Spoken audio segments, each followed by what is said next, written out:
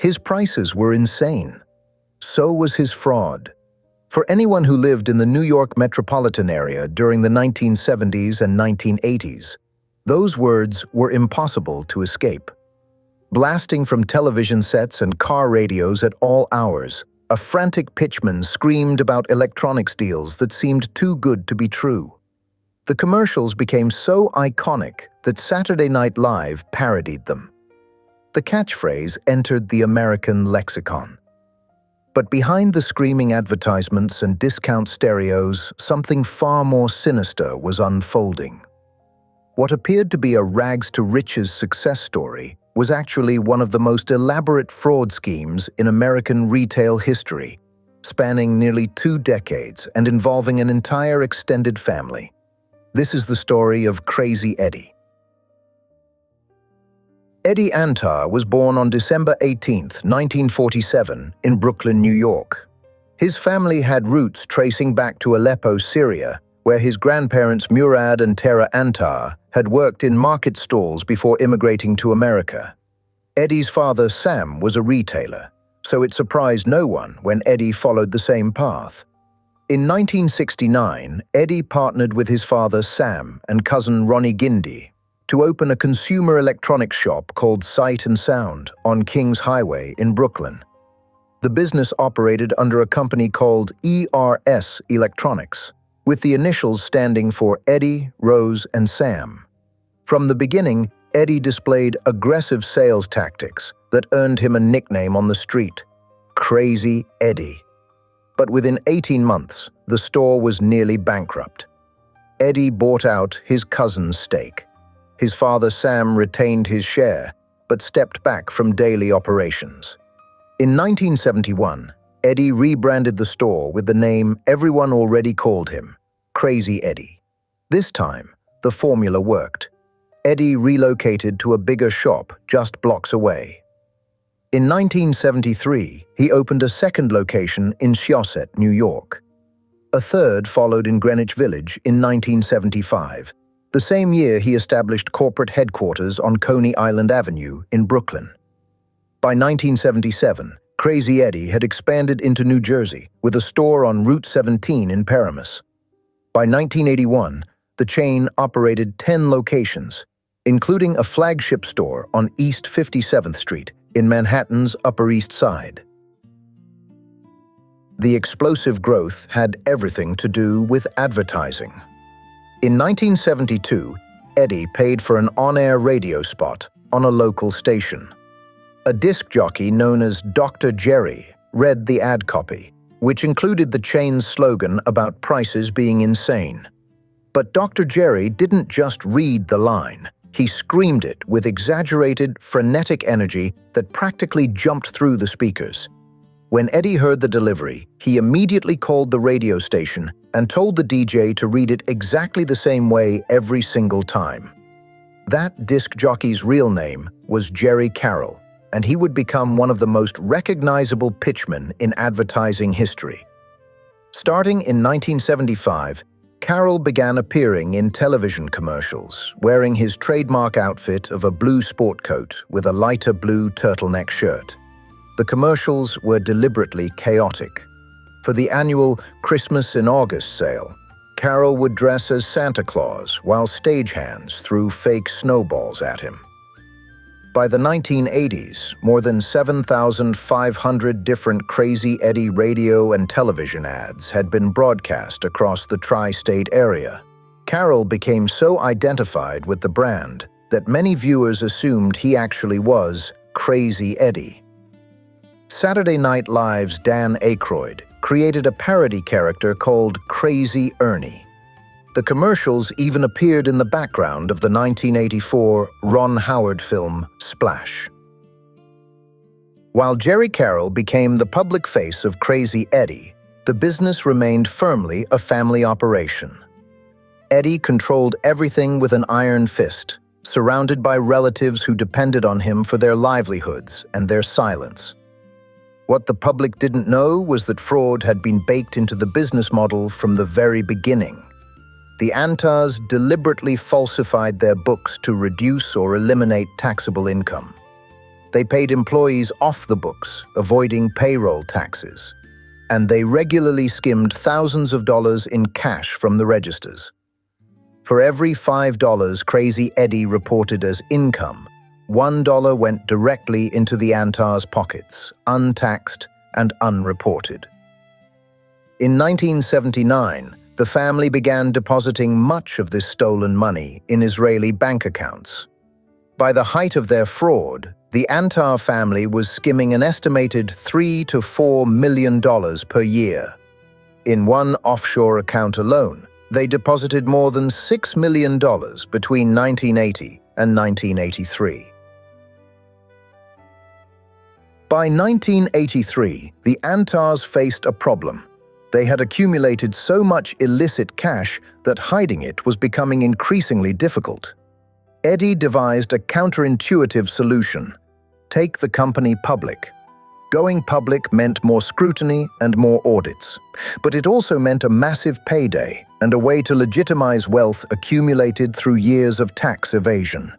The key was preparation.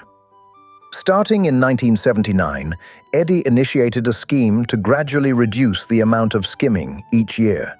Since less money was being stolen, more income appeared on the official books.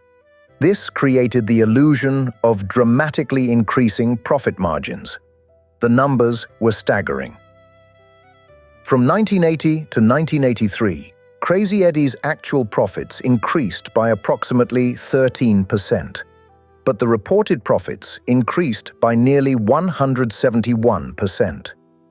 On September 13, 1984, Crazy Eddie held its initial public offering under the ticker symbol CRZY. Shares initially sold for $8 each. It was a spectacular success. Wall Street legend Robert Schweich, the analyst who had discovered McDonald's stock in the early 1960s, gave Crazy Eddie a buy recommendation. By early 1986, Crazy Eddie stock was trading at more than $75 per share. Eddie Antar had become rich beyond imagination. With the company now public, the fraud evolved. The old scheme of skimming was no longer sufficient. Now the Antars needed to show Wall Street continuous growth to keep the stock price climbing. Eddie recruited his cousin Sam E. Antar, known as Sammy, to help manage the deception. Sammy had earned an accounting degree in 1980 and served his apprenticeship with Penn and Horowitz, the very firm that audited Crazy Eddie's books. In 1986, he was named Chief Financial Officer. When Sammy arrived, he learned the company had a $3 million deficit from previous inventory fraud that needed to be concealed.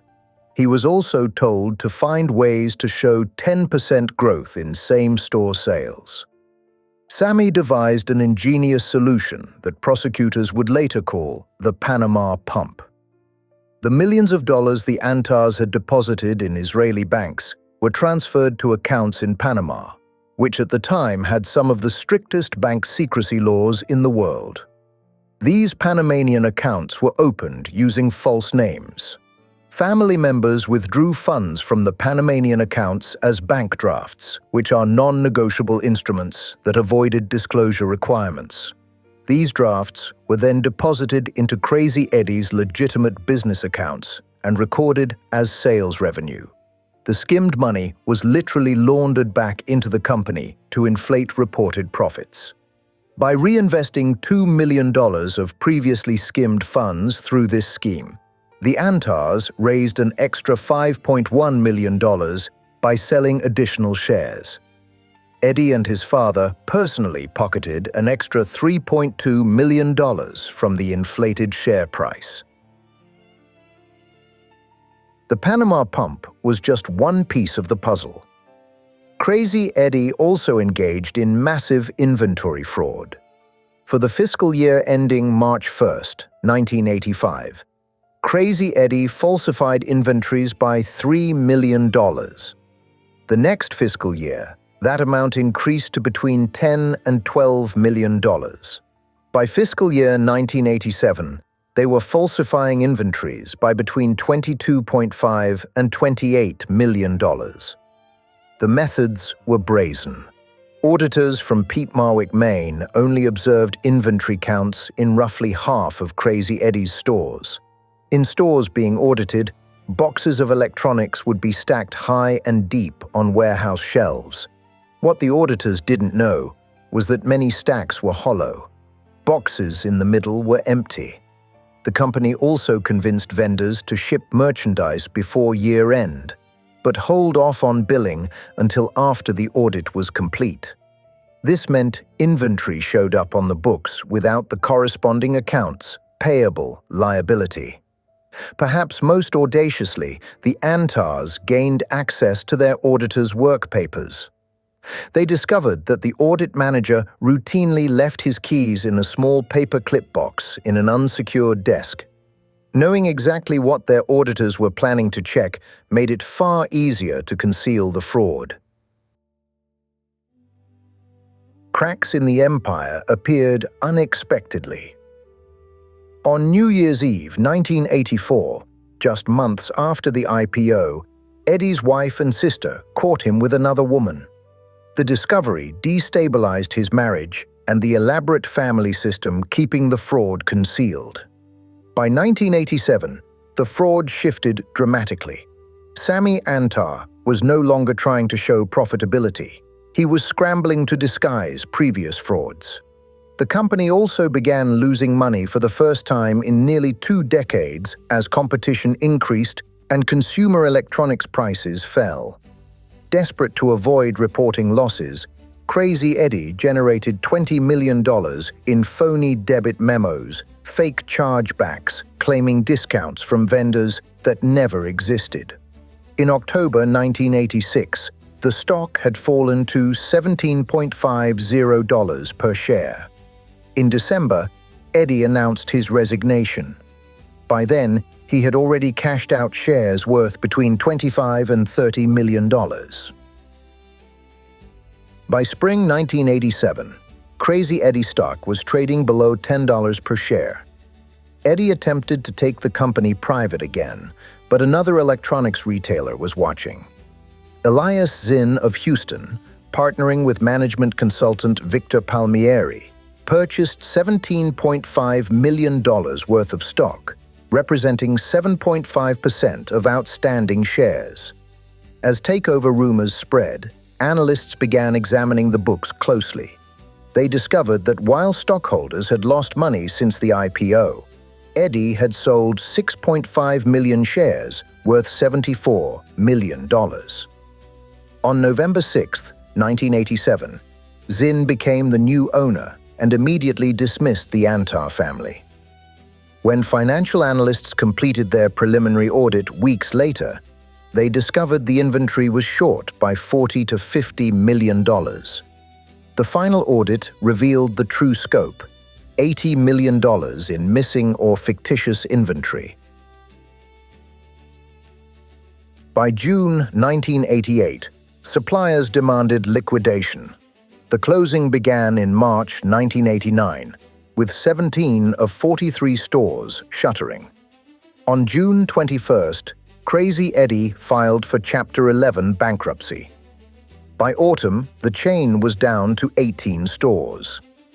On October 2, 1989, the bankruptcy converted to Chapter 7, triggering total liquidation. By November, every Crazy Eddie store was shuttered. Federal investigators had been building a case since 1987. In September 1989, the SEC charged Eddie with securities fraud and insider trading. In January 1990, a judge ordered him to repatriate over $50 million transferred illegally to Israel and appear in court. Eddie failed to appear. He fled the country using a forged Brazilian passport and the alias David Jacob Levi Cohen, purchasing a townhouse in the Israeli city of Yavne. Sammy Antar offered to testify for prosecutors in exchange for immunity. He pleaded guilty to 3 felonies, receiving 6 months house arrest, 1,200 hours of community service, and probation instead of prison time. The FBI and Israeli police traced Eddie through transfers from the United States through a Swiss bank. In June 1992, he was arrested for extradition. While in custody, he attempted suicide by swallowing pills. After a 6-month legal battle, he returned to face trial in January 1993. The trial was prosecuted by Michael Chertoff, who would later serve as Secretary of Homeland Security. On July 20, 1993, Eddie was found guilty of 17 counts of fraud. His brother Mitchell was convicted on 3 counts. Eddie was sentenced to 12.5 years. His lawyers successfully appealed in 1995, with a federal panel agreeing the judge had been biased. Chertoff, calling Eddie the Darth Vader of capitalism, vowed to retry the case. Rather than face another trial, Eddie pleaded guilty in May 1996. In February 1997, he was sentenced to 8 years and ordered to pay more than $150 million in fines, plus more than $1 billion in civil judgments. Eddie Antar was released from prison in 1999. Multiple attempts to revive the Crazy Eddie brand failed. The Antar grandchildren opened a Wayne, New Jersey store in 1998, rehiring Jerry Carroll as spokesman. It closed in 1999. Eddie relaunched as an online retailer in 2001. It disappeared by 2004. Eddie Antar died on September 10, 2016, at age 68 from liver cancer. CNBC journalist Herb Greenberg remarked it was the end of an era. Jerry Carroll, the voice of Crazy Eddie, died in October 2020 after cardiac issues. Remarkably, his death went unpublicized. Sammy Antar reinvented himself as a fraud investigator, advising government agencies and speaking about white-collar crime using his past as a cautionary tale. The Crazy Eddie fraud spanned 18 years and employed an astonishing variety of schemes. Tax evasion through skimming, securities fraud through inflated profits, money laundering through international accounts, manipulated audits, fake vendor credits, and double-counted inventory. As Sammy Antar later observed, the evolution shows how petty criminal infractions can escalate into complex conspiracies without anyone considering morality, ethics, or justice. Those concepts, he said, are for the other guys, the victims. The phrase Crazy Eddie remains part of American commercial vernacular.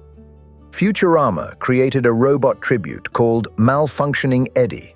The 2016 film The Accountant references the Panama Pump by name. But the most lasting legacy is one Jerry Carroll never intended. His screaming, frenetic pitchman character wasn't just selling electronics.